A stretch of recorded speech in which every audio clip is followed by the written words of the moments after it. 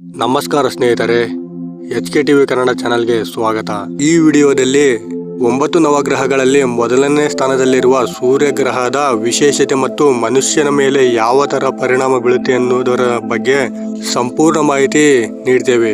ಅದಕ್ಕಿಂತ ಮೊದಲು ನೀವಿನ್ನು ನಮ್ಮ ಚಾನೆಲ್ ಅನ್ನು ಸಬ್ಸ್ಕ್ರೈಬ್ ಮಾಡದೆ ನೋಡಿದ್ರೆ ಈ ವಿಡಿಯೋ ಒಂದು ಲೈಕ್ ಕೊಟ್ಟು ನಮ್ಮ ಚಾನೆಲ್ ಅನ್ನು ಸಬ್ಸ್ಕ್ರೈಬ್ ಮಾಡ್ಕೊಳ್ಳಿ. ವಿಡಿಯೋನ ಸ್ಕಿಪ್ ಮಾಡಬೇಡಿ, ಸಂಪೂರ್ಣವಾಗಿ ಕೊನೆವರೆಗೆ ನೋಡಿ.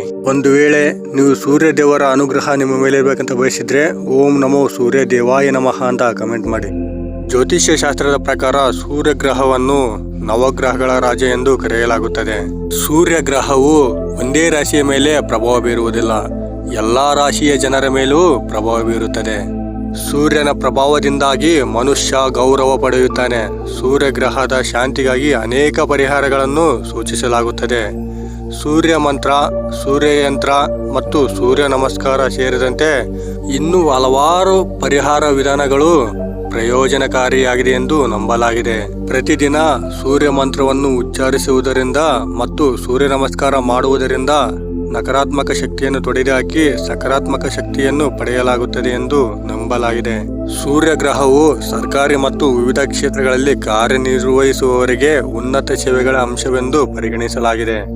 ವೈದಿಕ ಜ್ಯೋತಿಷ್ಯದ ಪ್ರಕಾರ ಜನ್ಮ ಜಾತಕದಲ್ಲಿ ಸೂರ್ಯನ ಶುಭ ಸ್ಥಾನವು ವ್ಯಕ್ತಿಯ ಜೀವನದಲ್ಲಿ ಪ್ರಗತಿಯನ್ನು ನೀಡುತ್ತದೆ.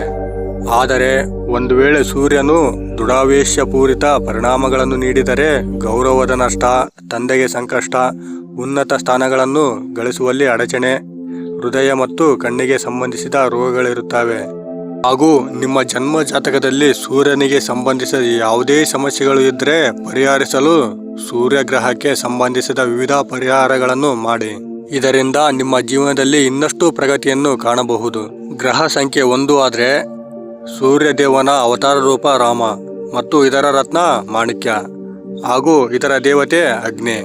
ಸೂರ್ಯ ಗ್ರಹದ ಧಾನ್ಯ ಗೋಧಿ, ಈ ಗ್ರಹದ ಧಾತು ತಾಮ್ರ, ಇದರ ಬಣ್ಣ ರಕ್ತವರ್ಣ ಹಾಗೂ ಇದರ ಬಟ್ಟೆ ಕೆಂಪು ಹಂಚಿರುವ ಬಟ್ಟೆ.